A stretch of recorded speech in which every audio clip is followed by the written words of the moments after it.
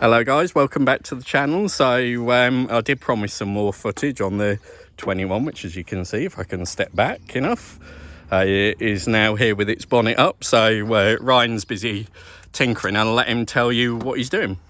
Yeah, so it's probably now time for a cooling system rebuild on this, because these hoses are all original and fairly hard. This one's not so bad, but this one here against the block, if the phone is close enough to it, might be able to hear it, is crispy. Yeah, you can hear that. So the worry is that it will end up bursting, and obviously 30-degree days because I want to use it in the summer. Yeah. Last thing you want to do is have that hose explode and, well, either cook the engine, or at least worse, just leave you somewhere stranded. So it's time to replace all these. So we've got new heater hoses because these are all they've got the same issue of being hard. You can't hear it, but you can feel it. Yeah. So it's time to replace them all. So we've got a new radiator, because might as well replace it. It was 30 quid. That's not a bad price actually, £30 for a new radiator, is it? No, so it was new old stock, new radiator for it.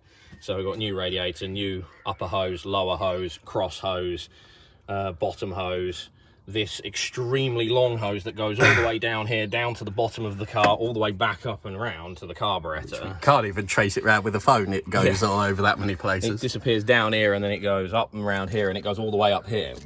Why it needed a hose 900 miles long and all the way down here, I don't know. But the coolant in it also looks pretty scungy, so it's time to change it out. So we've got all new ones of these. Yeah, so first steps, drain the coolant.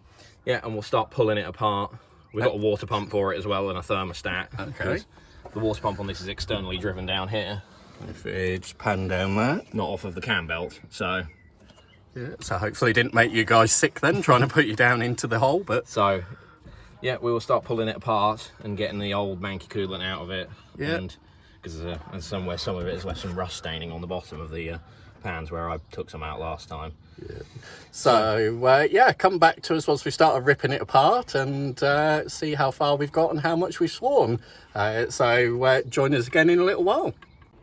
Right, so welcome back. So Ryan's just pulled off one of the hoses, and if we bend down, and I'll on my knees, try and take you in. You might not be able to see. Difficult to see.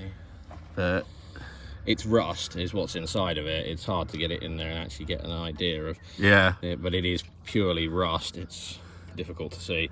But this one is the same when you... I don't know if you can hear that, but yeah, this is why you need to change your water pipes. It's crispy, and that's what, rust and degraded rubber? It's mostly rust and just old coolant. Yeah. But wherever this sat, amazing, this hose is actually still fairly flexible. It's not ridiculously bad.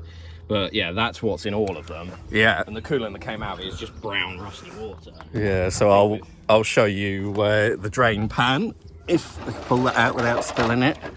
And yeah, that's the state of the coolant. That was red coolant, believe it or not, but yeah, that's what's come out of it. So I'll let Ryan crack on and finish pulling the pipes off it, as I try and not make you sick bringing you back round again, and come back to us in a little while.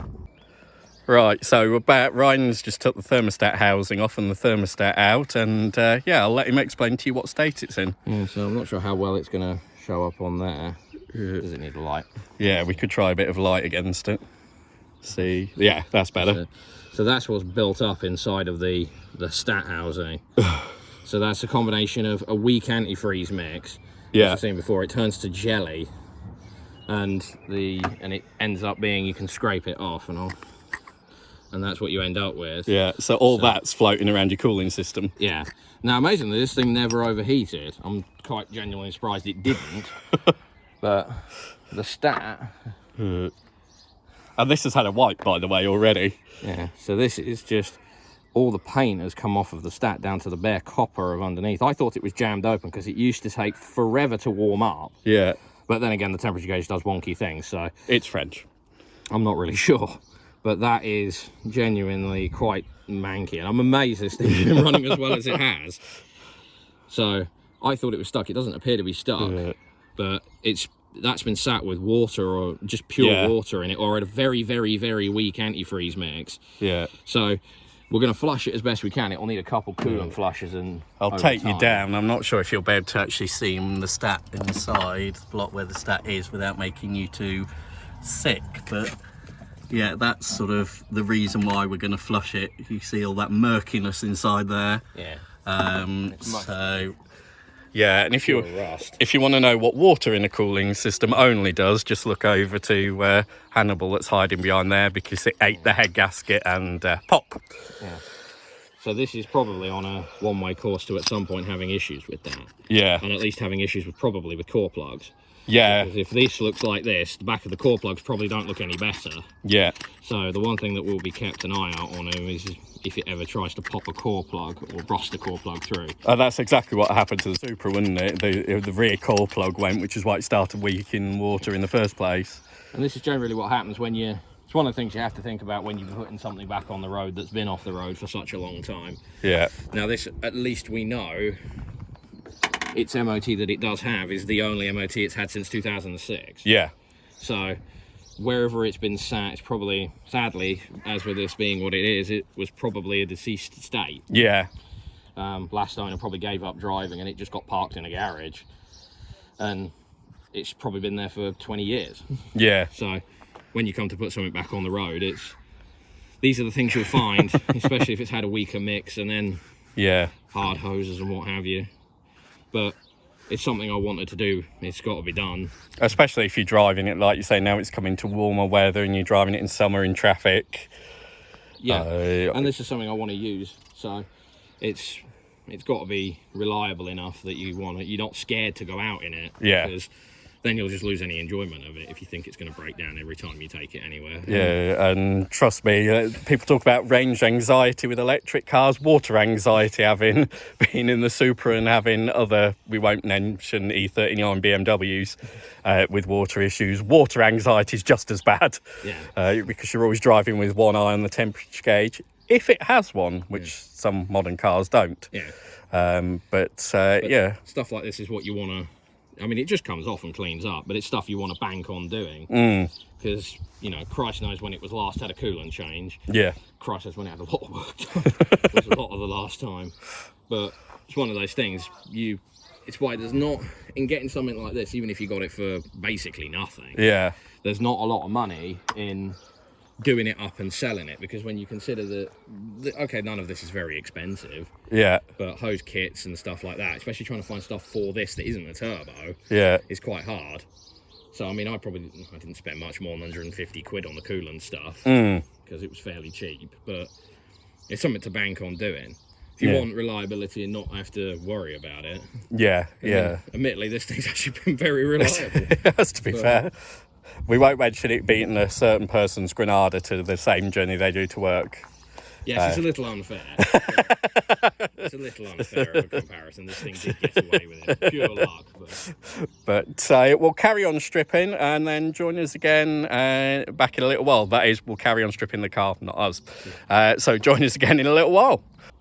Right, so welcome back, folks. It's going to be a job that's going to be over a couple of days because we started this sort of late one evening, and so we're just going to do sort of an update of where we are now, and then you'll see us time lapse in a different clothes and everything, as if we're in Back to the Future. But anyway, I'll let Ryan explain to you what we've done. Yeah, so that's the pile of dead hoses. That is all the hoses off of the block heater matrix. So they're your heater matrix pipes in these with this massive rubber block moulded into them. It's purely just to hold them where they go on the firewall. They have a bleed screw in them up there. I need to find a piece of hose for that because that's the only piece I don't have. Yeah. But it's a short section of hose. There's a plastic T-piece in there that is kind of a bit gummed up and gooey. But they do them in metal now for this car. So, okay. So that I will save it because it's not broken and it's always good to have a spare on hand if suddenly it broke. Not the metal one should break, but these are the same level of... If you can hear that. You might be able to... That was a good one. Yeah, from, as it says, Snap, Crackle and Pop from a famous brand. So that was the lower radiator hose that was actually starting to get ready to pop. It was starting to bulge out on this side with the oil, but that's the lower rad hose. That's the cross pipe between the back of the water pump and the little metal one that goes to the outlet of the heater, I believe. Yeah. And then top hose, that was actually got, and I even realised now it's actually got a nice little nick out of it. It sits really close. And then the extremely long 5 mile snake. Yeah, I mean, that's got to be, what, 6 foot? Yeah. And it is, you could replace it with a standard hose because but it's slightly bigger at the ends if you look. So it swells out to a different size. You can get that size hose, but typically in a Renault fashion, that's not it's not standard, just one dimension hose all the way down. But that is the dead pile of hoses, so they will all get binned off and scrapped. Yeah. But I think if we go to the boot, it does this, and it's very annoying. Is this, shall we say, because French, to borrow a famous phrase from another YouTuber? It's because lack of use. I don't like doing it. Sometimes, with my bunch of a million keys, sometimes it'll be fine, and then you'll slam the boot shut, and I will put them not in the car. I don't care if that's the only set I have. So we got new lower rad hose. Yeah. If anybody ever needs it, that's the part number for it. Yeah. Obviously, we'll amend this if these don't fit. Yes. Yeah. There's your top hose. Yeah. Which is Gates. The Gates one there. Top hose up there. I believe this one is a slightly different design where it has a bleed screw in the top. Oh, okay. Which they seem to, I think, have added at some point or removed. That's the cross pipe. Yeah. For the thing. That's genuine Renault. Yeah. If you ever need the random part number off the bottom of there. Heater hoses. Yeah. They are slightly curlier in a slightly different way. These will be close enough, I believe. And then that's those ones. Yeah. And then the 900 mile snake. that's actually in genuine Renault again, which is that part number there. Is that one. And then obviously water thermostat. Yeah. New thermostat. In there. And new SKF water pump. Oh, okay, yeah. So shiny. Should do the trick quite nicely. And this. Yeah. And then just blue ethylene glycol antifreeze. This is what this specifies. Oh, okay. Is ethylene glycol. Yeah. Rather than the modern variant. Yeah.